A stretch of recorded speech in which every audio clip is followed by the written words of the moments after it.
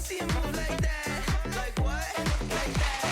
Let me see you move like that. Just like that. Today we're here with a big announcement for Octave Audio, and we are here to discuss what this means for you and your clients in terms of the kind of podcast creative solution space.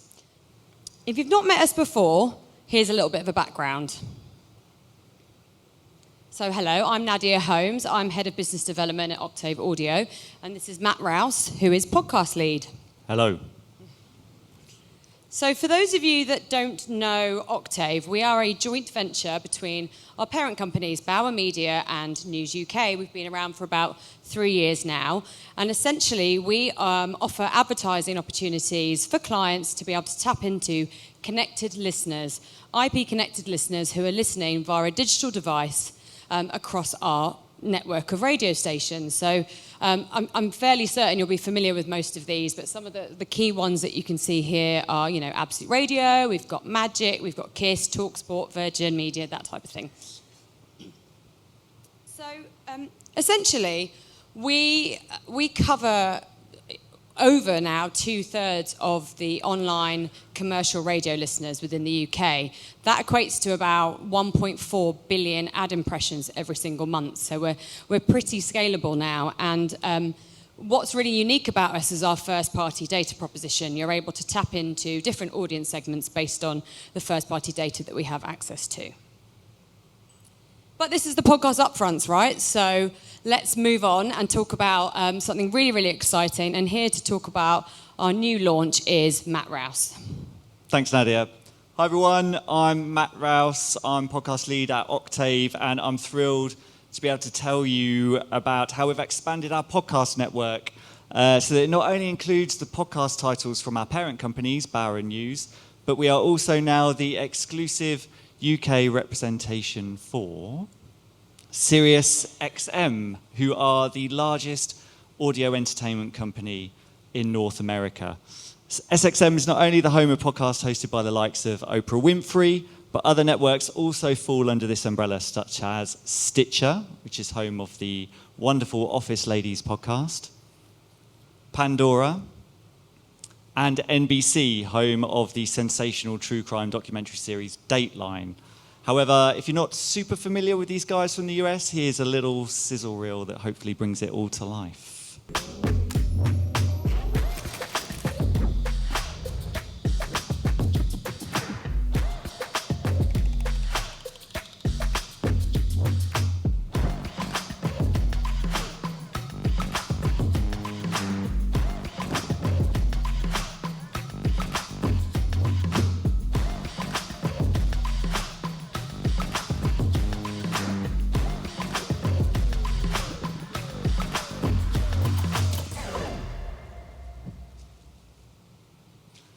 Exciting stuff, right? I'm excited. However, we haven't stopped at the Northern Hemisphere. We have, in our quest for world podcast domination, we have entered the Southern Hemisphere as well, as we've signed an exclusive partnership deal with the Australian podcast network Nova.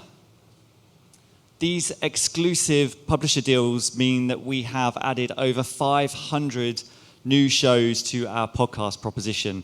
And that exclusivity means that the only place where brands and advertisers can access the listeners in the UK of these shows is through us at Octave.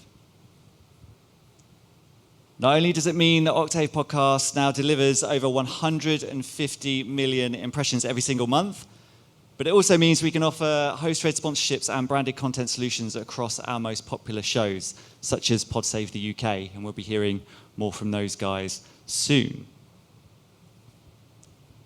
And then we have a show like The Overshare with Gemma Atkinson, which had a super successful launch last month, saw it reach the top of the Apple listening podcast charts with over 200,000 downloads in its first month.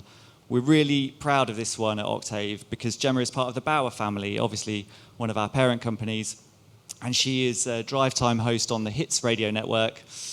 This show really is a demonstration of how we're committed to working with our parent companies to develop talent that we have within our own network. However, we're here to talk to you about what we're calling the age of the podfluencer. As James said at the top, these are different from your standard influencers who put things on TikTok for the lols or Instagram for the likes. These are the kind of influencers that have direct access to your eardrums and the unique ability to connect with you on a deeper level. We all know the research that says that 2/3 of podcast listeners pay full attention to podcasts. Over 50% of podcast listeners trust advertising more if it's been endorsed by the host.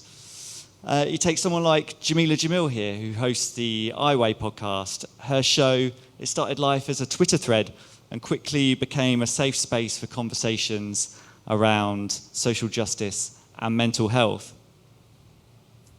Jamila's show does 90,000 downloads in the UK every single month, and we're proud to exclusively represent that show in the UK here at Octave. But instead of listening to me trying to explain what iWay is all about, we went straight to the source.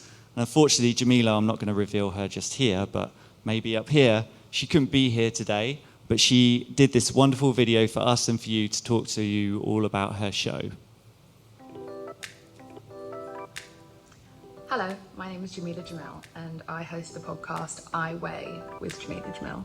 And it is somewhere between a social justice podcast in which we are able to, with kindness and care, update people about social issues, but without judgment for what they don't know. We don't try and make people feel small or stupid for just never having come across certain information, but it's also largely a mental health podcast now. We've moved more and more into the space of mental health and how the brain works and what a different mental health experience is like for a man or a woman or someone non-binary or someone trans. We are really coming at it from all angles and promoting empathy and self-care, and not only relying on these increasingly broken health institutes in each country. And we've just had the most fascinating people from all over the world, all different walks of life, who have come onto the podcast to educate me about their personal experience, how they've moved through difficulties in life, and they share their resources. And I've learned so much during my time on the podcast, and so has my audience. And it's amazing how many people, when the Spotify Wrapped comes up at the end of the year, how many people have been with us for several years and who listen every single week. Is something that means a lot to me.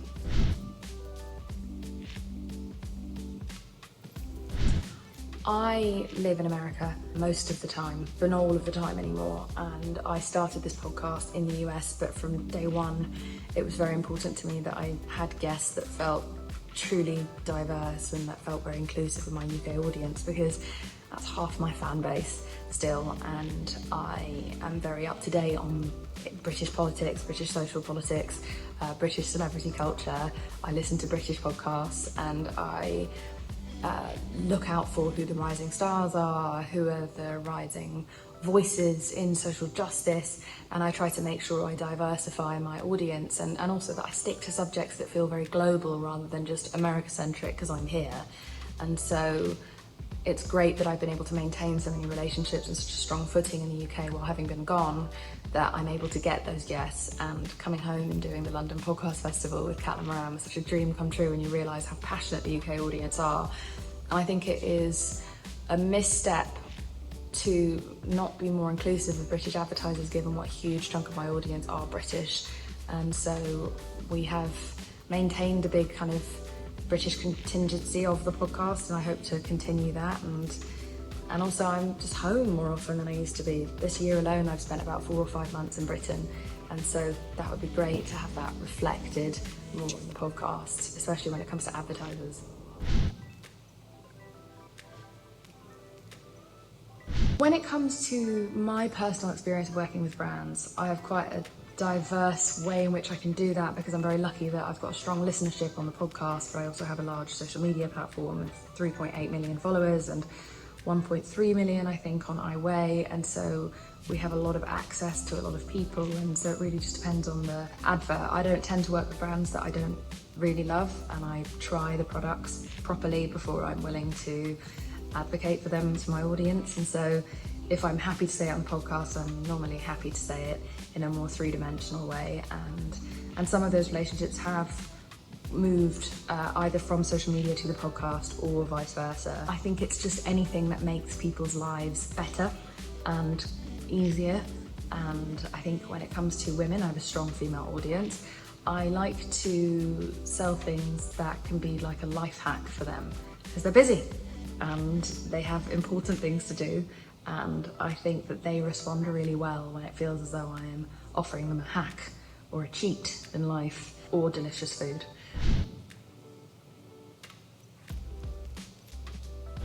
Giving people long enough to really get a sense of you and your beliefs and your interests so that they can actually really identify with who you are rather than this like very curated snapshot of you that they might see on social media, which I don't ever think is very helpful. And I think that means that they're able to establish some sort of affinity with you and some sort of trust in you. And that means that because they know you better, if you are telling them about a certain subject or introducing them to a new idea or introducing them to a new product that you might be advertising, they're more able to get on board with it and think of it as something that they are able to personally invest in because they already align with you in multiple other ways. So they're like, well, if she likes that, or if he likes her, if they like that, then I might too.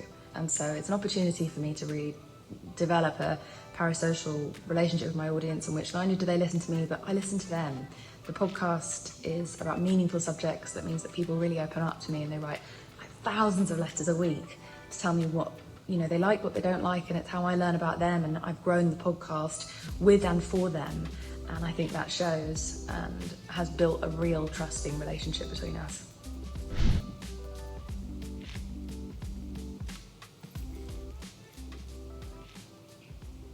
So thank you to Jamila for that. As you can see, we believe in the hype.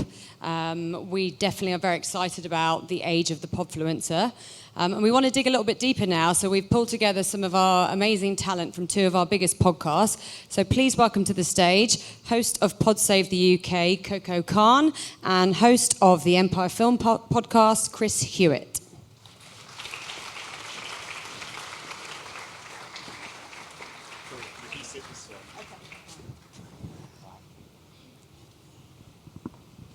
Hello. Hi guys, how you doing?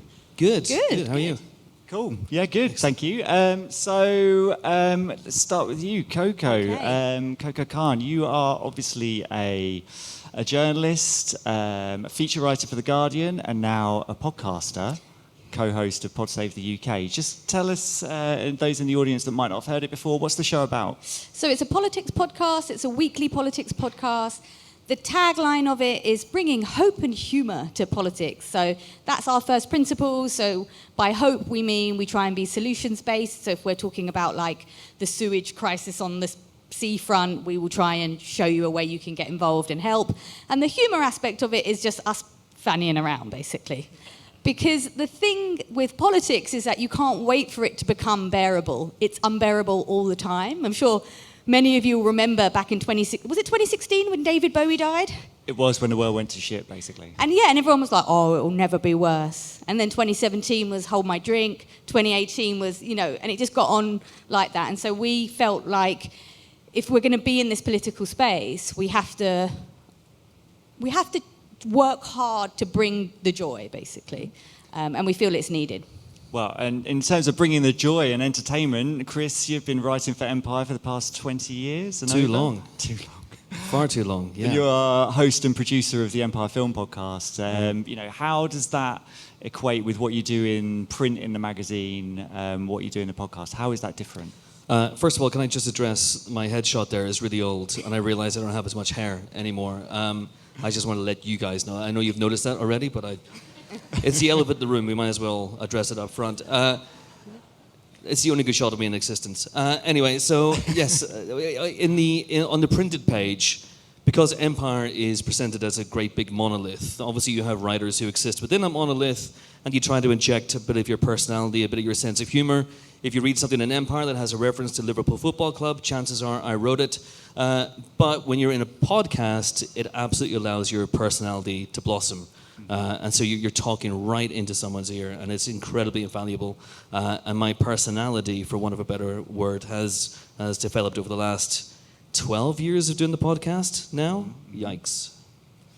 Amazing. And, Yeah. you know, what in terms of when you're interacting with an audience, I mean, we were talking earlier, weren't we, Coco, about how, you know, sometimes, because there is that deeper engagement with who is listening to you rather than reading what you've written, you know, people feel like they maybe know you a bit more and kind of you've injected a lot more of your personality into the podcast about what's going on in your personal life sometimes. Do you find that people, fans, listeners come up to you and know random stuff about your life?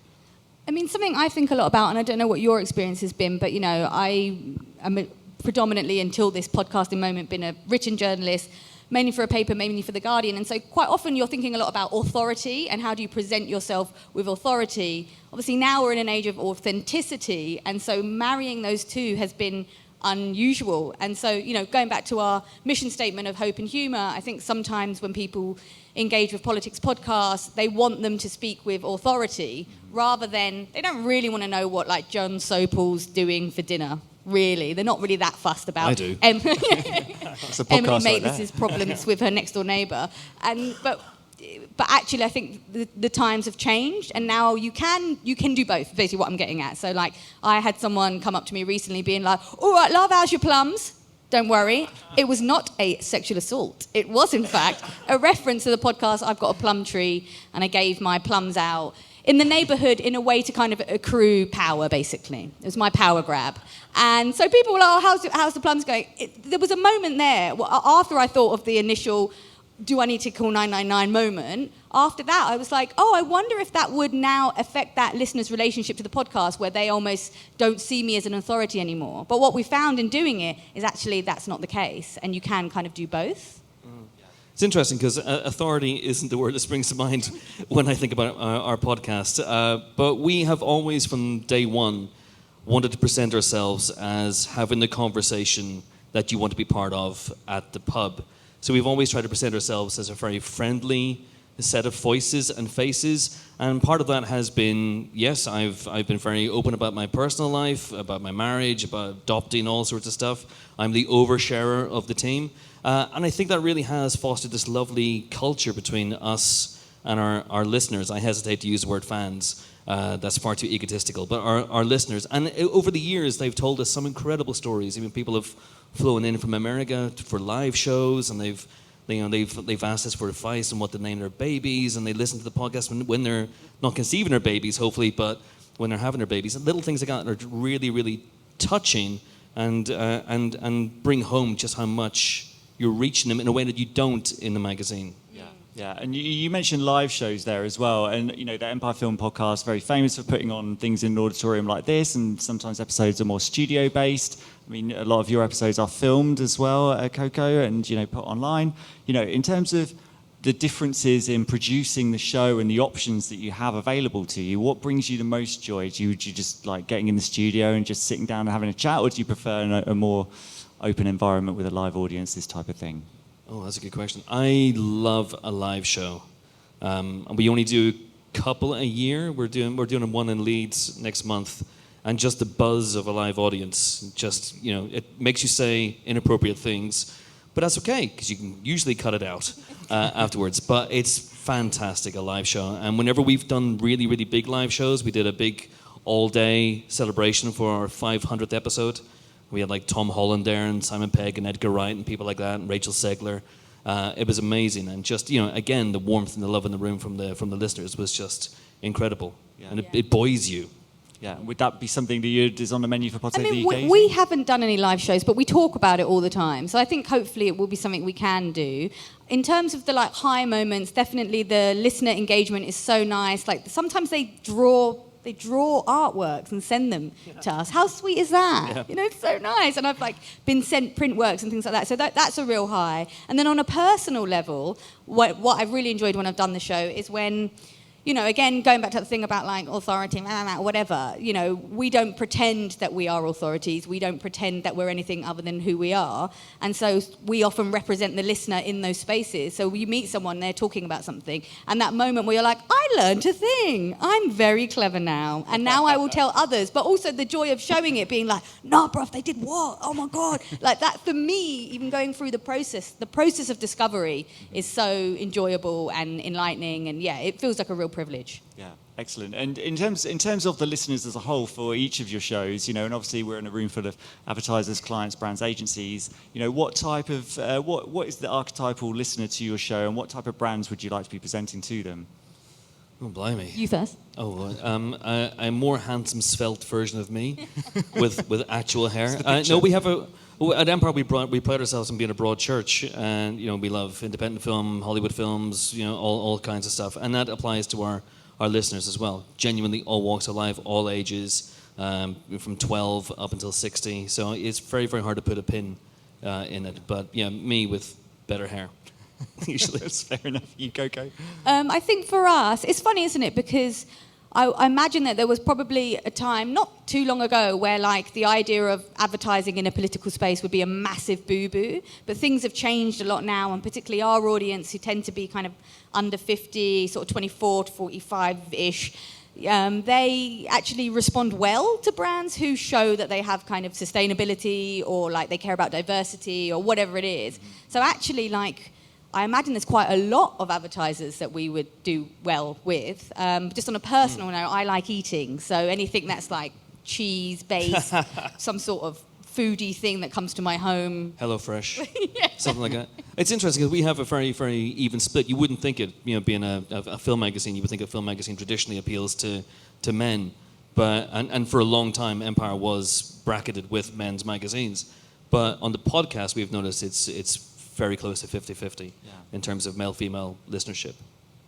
I don't know what that means, but that's what it is. It's got to be good, right?